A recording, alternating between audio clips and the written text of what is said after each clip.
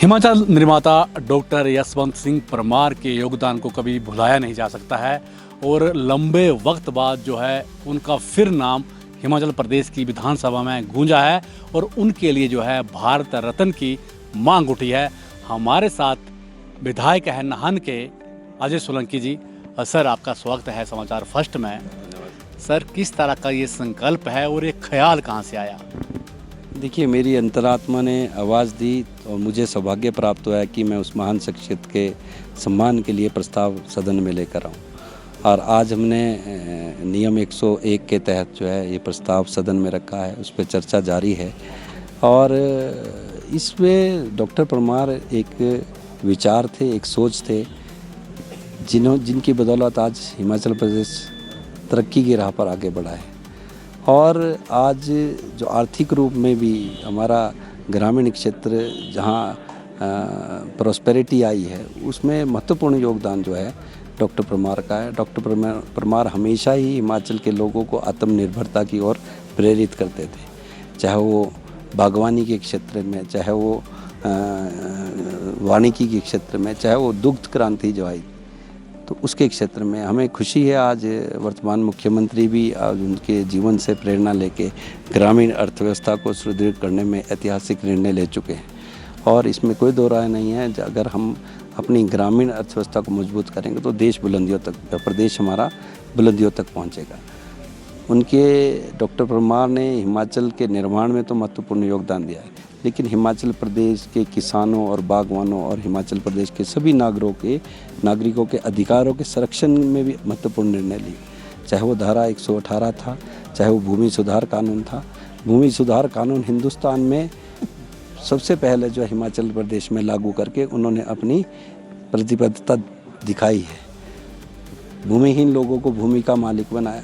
जो लोग दूसरों के जीवन पर निर्भर करते थे, वो भूमि के मालिक बनकर आत्मनिर्भरता की तरफ उन्होंने पहला कदम उठाया। और आज उनके परिवार जो है संपूर्ण रूप से आत्मनिर्भर होकर अपने परिवारों का पालन पोषण कर रहे हैं। धारा 118 जो हिमाचल के लोगों के अधिकारों की सुरक्षा के लिए, भूमि सुरक्षा के लिए, संस्कृति के संरक्षण के लिए और अपनी भाषा की संरक्षण के लिए महत्वपूर्ण एक निर्णय था। आज हम बाहरी प्रदेशों से के लोगों के शोषण का शिकार होने से बचे हैं, तो उसके लिए डॉक्टर परमार को याद किया जाना चाहिए। तो डॉक्टर परमार के बारे में जितना भी लंबा भाषण दे दो, उसमें शब्द नहीं मिलेंगे। तो मेरा आपके माध्यम से भी सभी से, माननीय सदस्यों से, इसको ध्वनि पद से पारित किया जाए, ताकि हम ये ना केवल डॉक्टर परमार के लिए सम्मान है, जबकि पूर्ण हिमाचल प्रदेश के हर एक नागरिक का सम्मान है। क्योंकि डॉक्टर परमार ने अपना पूरा जीवन जो है समर्पित हिमाचल प्रदेश के लोगों के लिए किया, हिमाचल प्रदेश के लोगों के अधिकारों के संरक्षण के लिए। चाहे वो प्रजामंडल से जुड़े हुए आंदोलन, चाहे वो सत्याग्रह से जुड़े हुए आंदोलन, चाहे वो आज़ादी से जुड़े हुए आंदोलन। जबकि वो इतने बुद्धिजीवी व्यक्ति थे, उन्होंने कई विषयों पे शोध भी किए, हिमाचल की संस्कृति पे, हिमाचल के खान पान पे, वेशभूषा पे, और हिमाचल के ग्रामीण लोग किस तरह से आगे बढ़े। आज इतना बड़ा ग्रीन कवर हिमाचल प्रदेश में है, जिस इतना बड़ा संसाधन है कि उसका लाभ जो है पूरे देश को मिल रहा है, लेकिन हमें उसका हक, उस संसाधन का हक तो हिमाचल प्रदेश को आज तक भी नहीं मिल पाया। लेकिन आज वानिकी के क्षेत्र में जो उनका पर्यावरण की दृष्टि से महत्वपूर्ण योगदान है, उसे हमेशा याद रखा जाएगा। डॉक्टर यशवंत सिंह परमार एक ऐसी महान शख्सियत थे जो एक छोटे से गांव से उठे। प्रारंभिक शिक्षा राजकीय प्राथमिक स्कूल चनालग से लेकर उच्च शिक्षा लखनऊ, लाहौर और देश और विदेश के नामी विश्वविद्यालयों से उन्होंने डिग्रियाँ प्राप्त। तो उन्होंने जो महत्वपूर्ण शोध किए, वो आज भी जो है समाज में हमारे चर्चा का विषय है। ये जो संकल्प है, क्या लगता है आपको कि केंद्र इसके ऊपर विचार करेगा? देखिए, केंद्र को करना चाहिए। बहुत से उदाहरण ऐसे हैं जो बहुत वर्षों के बाद मरणोपरांत जो है लोगों को भारत रत्न से सम्मानित किया है। ये सर्वोच्च सम्मान है और डॉक्टर परमार दलगत राजनीति से ऊपर उठ के हमेशा सोचा करते थे। डॉक्टर परमार ने केवल अपना गृह क्षेत्र नहीं देखा, जबकि संपूर्ण हिमाचल को एक नज़र से देखा। तो मैं मानता हूं कि केंद्र सरकार को उस पर विचार अवश्य करना चाहिए। कोई ऐसे नेता हैं जो उनके समकक्ष थे और उनको ये जो है भारत रत्न मिला हो? ऐसा मेरी जानकारी में है, लेकिन काफ़ी लोग हैं ऐसे जो जिनको मरणोपरांत काफ़ी लोगों को भारत रत्न मिला है। आपदा भी आई है, उसके ऊपर भी लंबी चर्चा हुई है, तो आपका क्षेत्र की क्या स्थिति है? देखिए, आपदा पिछले 3 वर्षों में भारी मात्रा में हिमाचल प्रदेश प्रभावित हुआ है। और देखिए, चाहे इसमें क्लाइमेट चेंज कहें, चाहे वो ग्लोबल वार्मिंग कहें, लेकिन कुछ ना कुछ इंसान की भी गलतियां रही हैं इस आपदा से। आज प्राकृतिक आपदा जो पूरे प्रदेश को भारी विनाश की ओर ले गई है। आज हमारा क्षेत्र भी नाहन निर्वाचन क्षेत्र भी इससे अछूता नहीं है। इस वर्ष काफ़ी क्षेत्रों में हमारे, चाहे मातर भेड़ो पंचायत में भारी बाढ़ आई है, 20-25 घर वहाँ पर का नुकसान हुआ है, लोगों को कहीं और शिफ्ट किया गया है।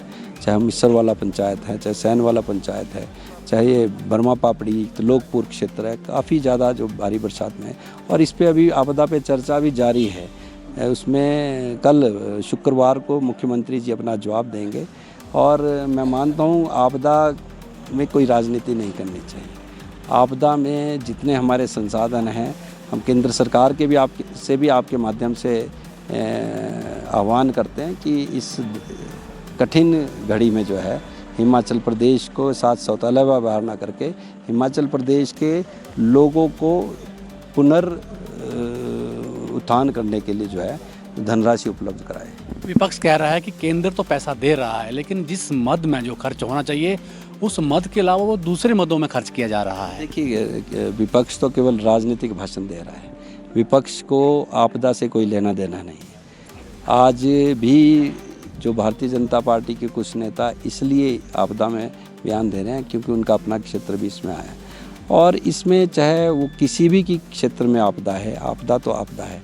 और माननीय मुख्यमंत्री जी ने तो बिना केंद्र की मदद के भी 2023 में 4500 करोड़ का आपदा राहत पैकेज दिया था। और अभी भी रिलीफ मैनुअल का, ये पहली बार इतिहास में ऐसा हुआ हिमाचल प्रदेश के मुख्यमंत्री ने कि रिलीफ मैनुअल को बदला हो।